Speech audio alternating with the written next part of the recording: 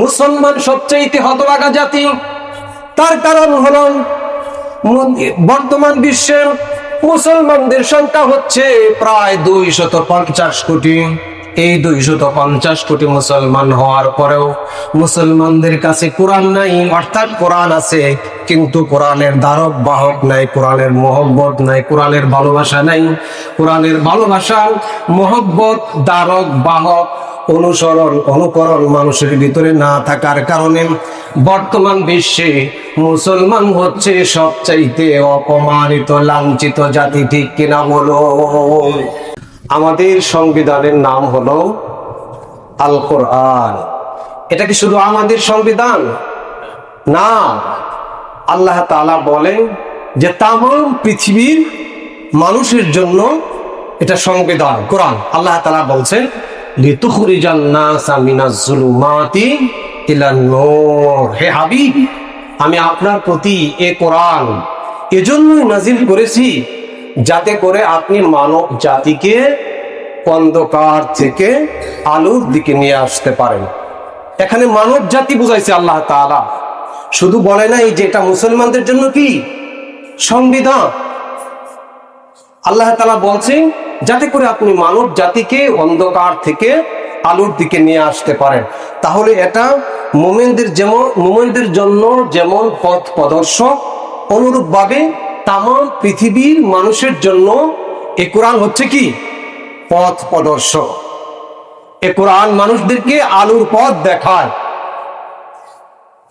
পয়গম্বর আলাইহিস সালাতু ওয়াস সালামের মক্কি জিন্দেগিতে পয়গম্বর আলাইহিস সালাতু ওয়াস সালামের উপরে যে সমস্ত আয়াত বা সূরাগুলি নাজিল হতো, সেই সমস্ত আয়াত এবং সূরাগুলি নাজিল হতো তিনটি জিনিসের উপর ভিত্তি করে। জোরে বলুন, কয়টি জিনিসের উপর ভিত্তি করে? তিনটি জিনিসের উপর ভিত্তি করে সে আয়াত বা সূরাগুলি নাজিল হতো। তার মধ্যে 1 নাম্বার হলো তাওহীদ, 2 নাম্বার হলো রিসালাত, 3 নাম্বার হলো আখিরাত বা পরকালের প্রতি বিশ্বাস। একজন মানুষের চরিত্রকে ভালো হওয়ার জন্য, চরিত্রকে ডেভেলপ করার জন্য দ্বিতীয় আর কোনো রাস্তা নাই। রাস্তা হলো একটা, সেটা হলো পরকালের প্রতি বিশ্বাস।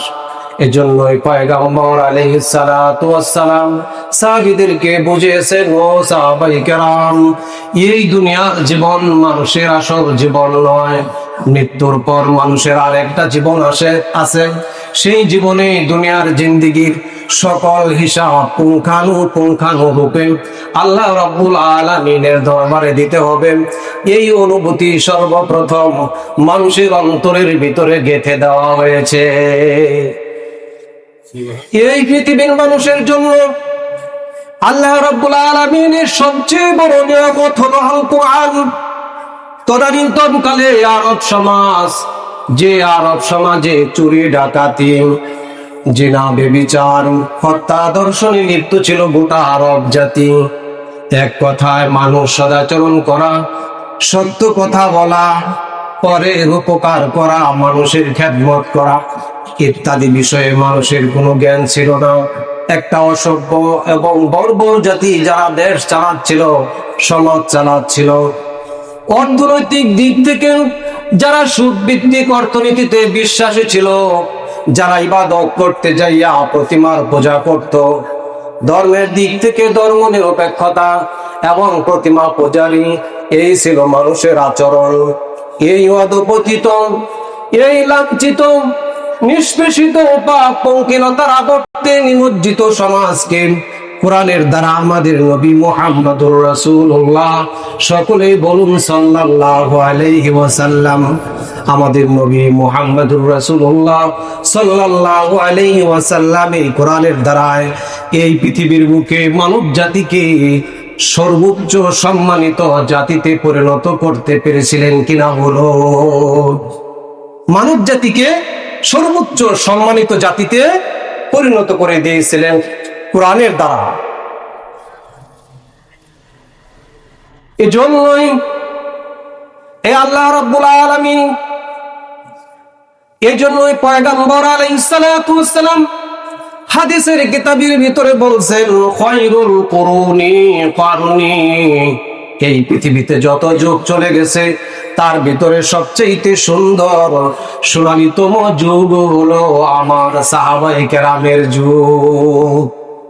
আজকে তাম পৃথিবী সাক্ষী, বিশ্বের সবচেয়ে সুন্দর সোনালীতম যুগ বলতে হযরতে সাহাবায়ে কেরাম রিদওয়ানুল্লাহি তাআলা আলাইহিম আজমাইনদের যুগকে বোঝানো হয়েছে।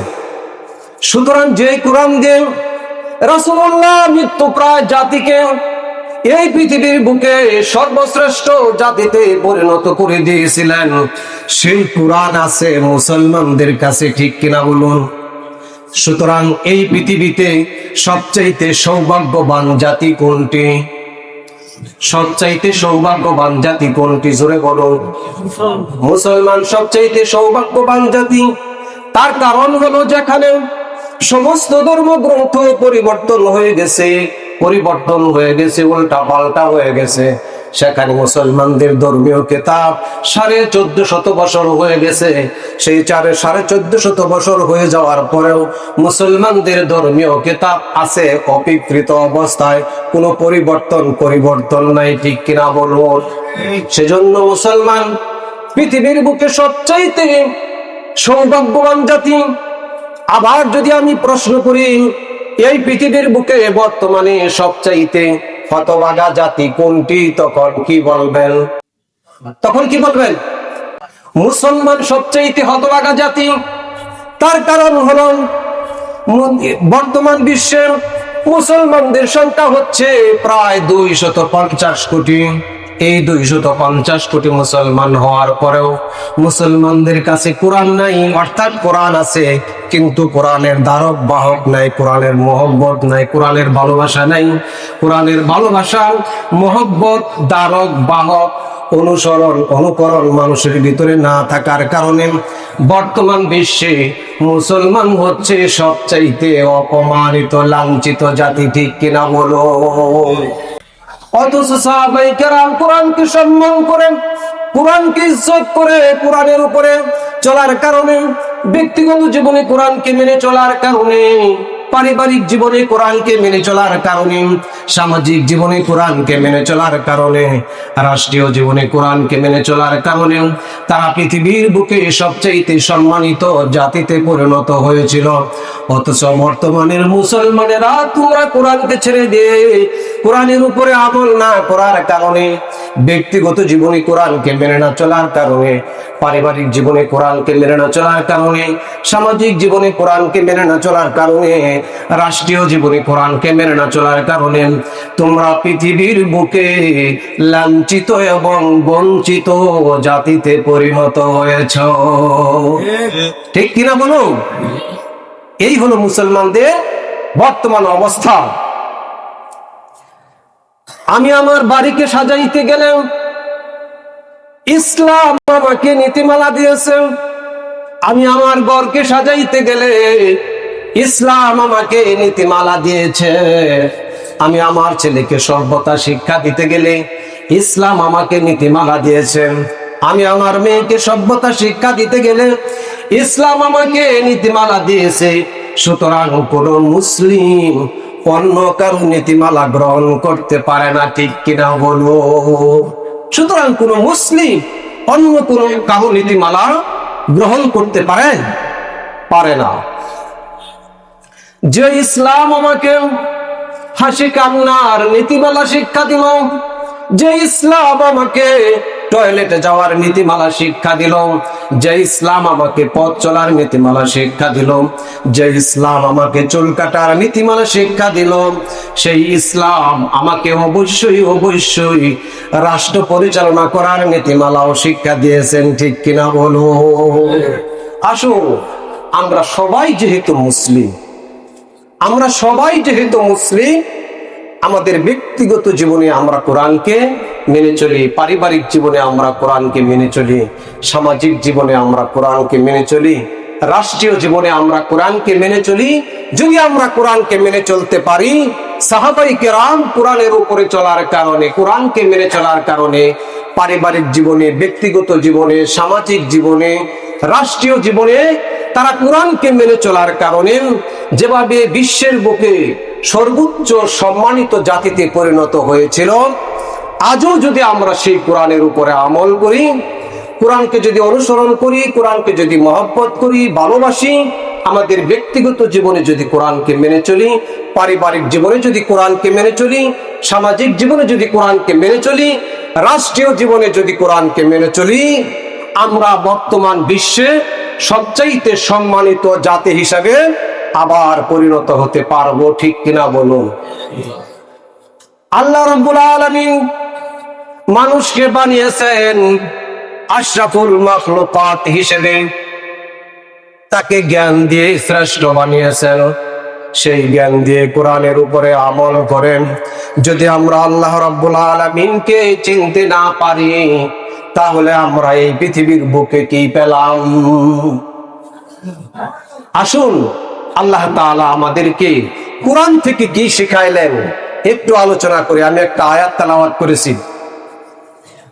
এজন্য আল্লাহ রাব্বুল আলামিন সূরা ইব্রাহিমের ভিতরে বলেন, আলিফ লাম রা কিতাবুন আনজালনাহু ইলাইকা লিতুখরিজান নাসা মিনাজ যুলুমাতি ইলান নূর।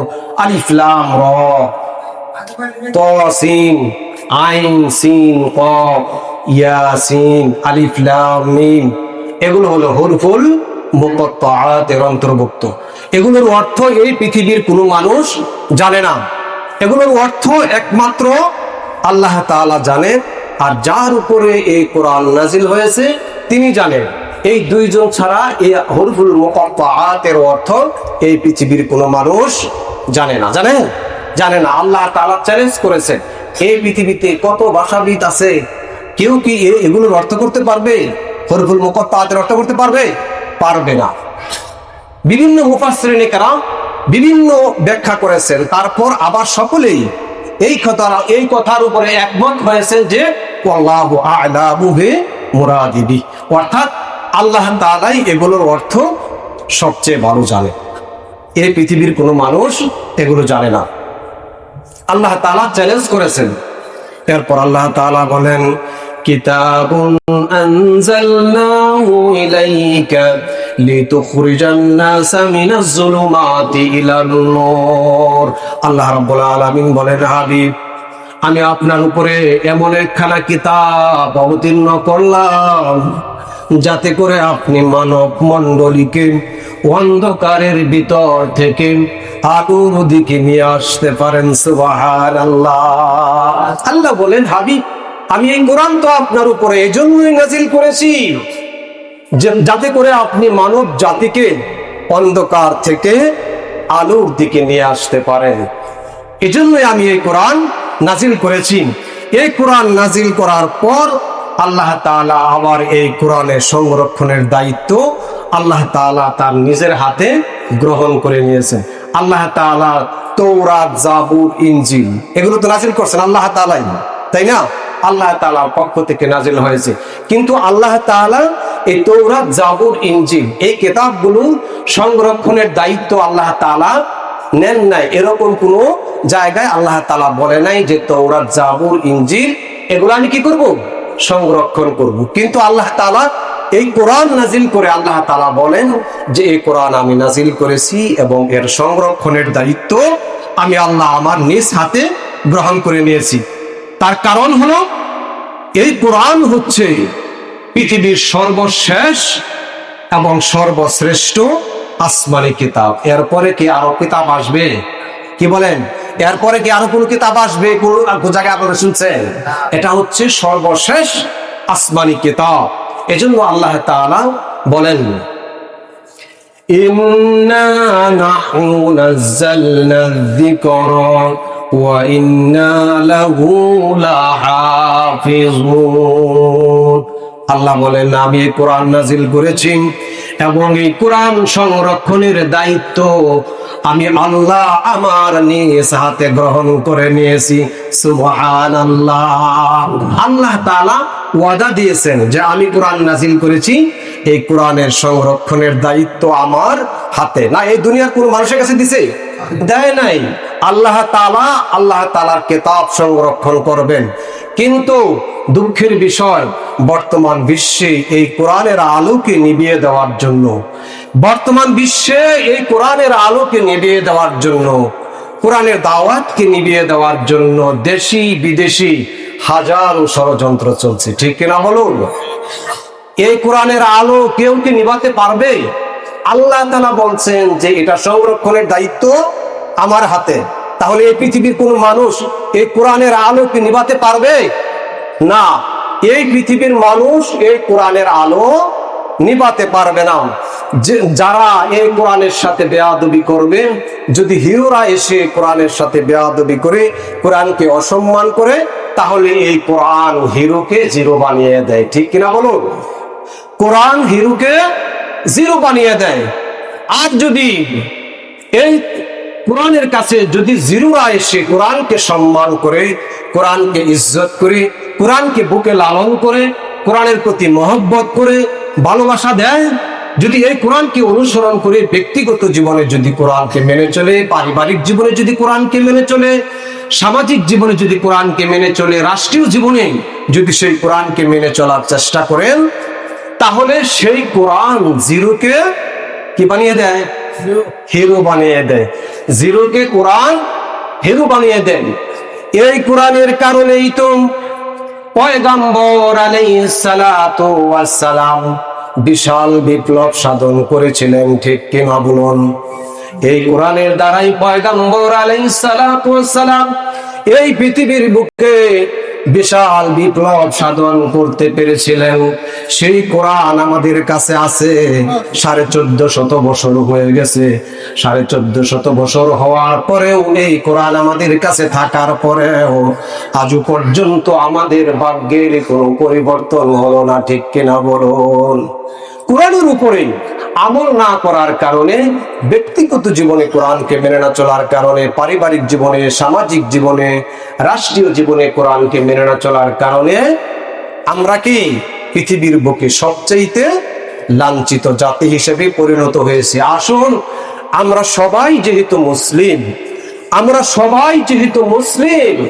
আসুন আমরা আমাদের ব্যক্তিগত জীবনে, পারিবারিক জীবনে, সামাজিক জীবনে, রাষ্ট্রীয় জীবনে আমরা কোরআনকে লালন করি, পালন করি, কোরআনের প্রতি মহব্বত করি, ভালোবাসা দেই, কোরআনকে অনুকরণ করি। তাহলে আমরা এই পৃথিবীর বুকে সবচেয়ে সম্মানিত জাতিতে পরিণত হতে পারবো, ঠিক কিনা বলুন? আল্লাহ তাআলা আমাদের সবাইকে এই কোরআনের উপরে আমল করে এবং তদ অনুযায়ী আমল করার তৌফিক দান করুন। আল্লাহ তাআলা আমাদের সবাইকে কবুল করেন। সকলে বলি আল্লাহুম্মা আমিন। ওয়া আখিরু দাওয়ানা আনিল হামদুলিল্লাহি রাব্বিল আলামিন। আসসালামু আলাইকুম ওয়া রাহমাতুল্লাহি ওয়া বারাকাতুহু।